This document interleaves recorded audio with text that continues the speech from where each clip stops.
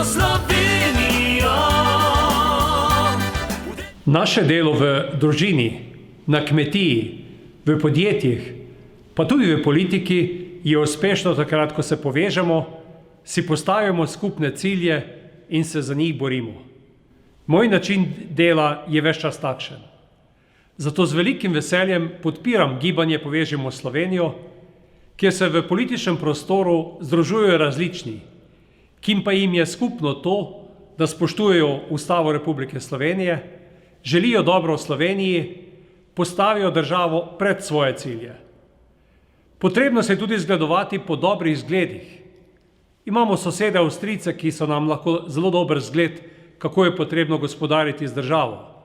Na drugi strani pa opažam kot evropski poslanec, da je ta nota povezovalnosti potrebna tudi v Evropi, ki ima tudi velike probleme. Vkolikor gredo stvari zelo narobe, se lahko zgodi tudi to, kar se je zgodilo v Združenih državah Amerike.